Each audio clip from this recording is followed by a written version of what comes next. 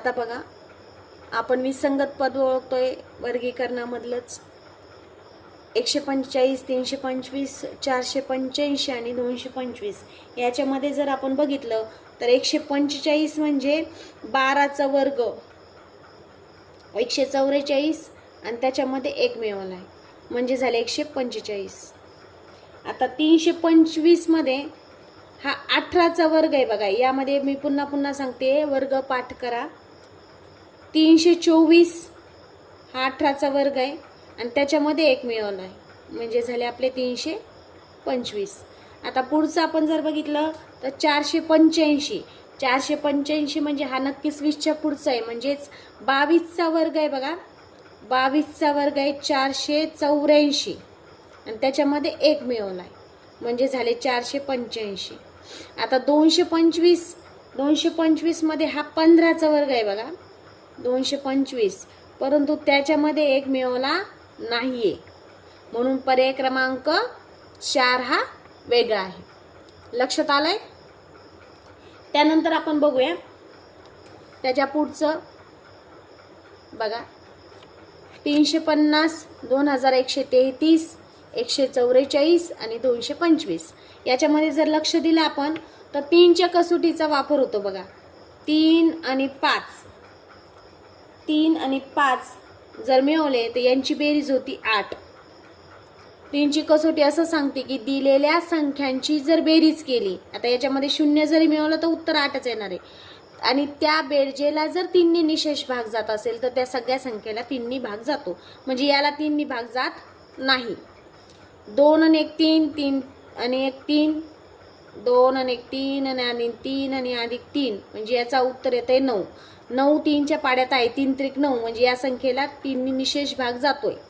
नंतर 1 अधिक 4 अधिक 4 बघा, 1 आणि 4 5, 5 आणि 4 9, परत 3 याला भाग जातोय 9ला. नंतर 2 अधिक 2 अधिक 5, 2 आणि 2 4 आणि 5 9, परत 3 भाग जातोय म्हणजे दिलेल्या तिन्ही संख्येला भाग 3 जातोय. पण पहिली जी संख्या आहे 350 याला 3 भाग जात नाहीये म्हणून पर्याय क्रमांक 1 हा वेगळा आहे. यानंतर बघूया पुढचं उदाहरण आपण. यामध्ये जर बघितलं आपण तर दिलेल्या संख्या आहे बघा 941, 531, 241, 399 यातील सगळ्या अंकांची बेरीज बघूया. 9 अधिक 4 अधिक 1, 9 4 13 आणि 1 14, 5 आणि 3 8 आणि 1 9, त्याच्यानंतर 2 आणि 4 6 आणि 1 7, 3 आणि 9 12, 12 9 12 9 21. मग आता तुम्ही जर पाहिल्या तर 7च्या पटीतील बघा. 7 दुने 14, 7 दुने 14, 7 1 7 आणि 7 त्रिक 21 म्हणजे या तिन्ही संख्येला बेरीज केली 7ने जर भागलं तर भाग जातोय. परंतु ह्या 2 नंबरच्या संख्येला 531 ची बेरीज येते 9. 9ने 7ला भाग जात नाही.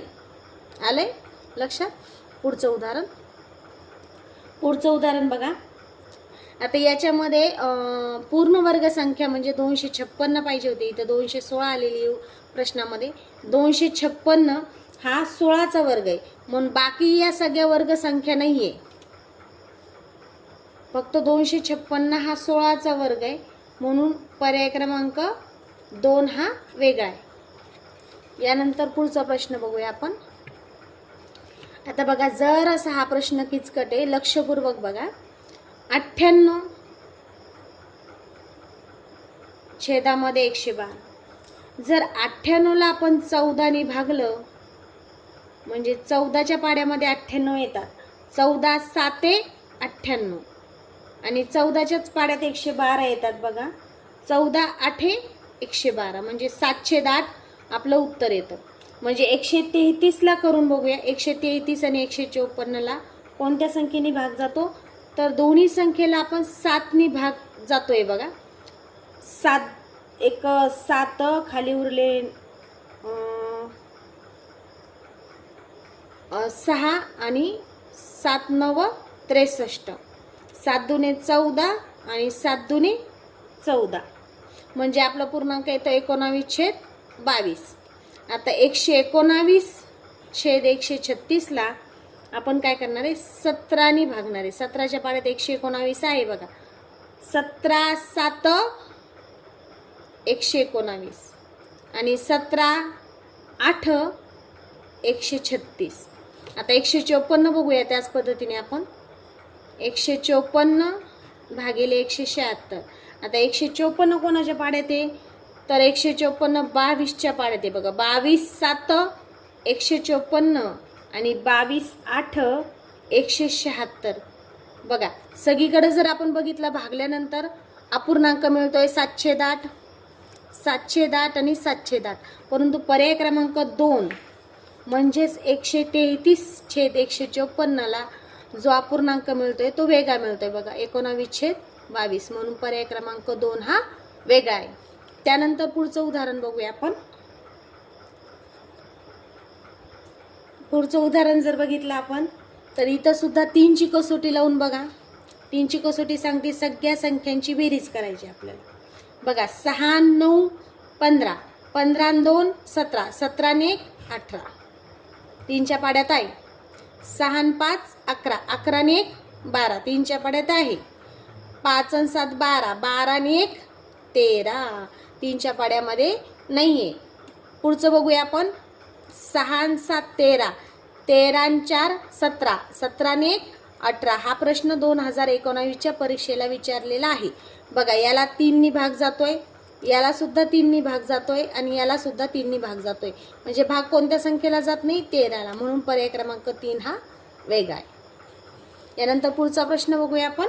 396 363 154 आणि 683. जर तुम्ही लक्षपूर्वक बघितलं तर तुमच्या लक्षात येईल की 3 आणि 6ची बेरीज बघा. 3 आणि 6ची बेरीज मध्ये दिलेली. 3मध्ये 6 मिळवले की 9 येतात. 3 + 6 म्हणजे मधला अंक बरोबर 9. बघा कडीची अंक आहे किंवा एकक आणि शतक स्थानच्या अंकांची बेरीज हा दशक स्थानचा अंक आहे. म्हणजे 3 + 3 6. बघा 3 आणि 3 6. 1 आणि 4 5. मग 6 आणि 3 इथे 9 व्हायला पाहिजे होते पण तसं होत नाही. म्हणून पर्याय क्रमांक 4 हा वेगळा आहे.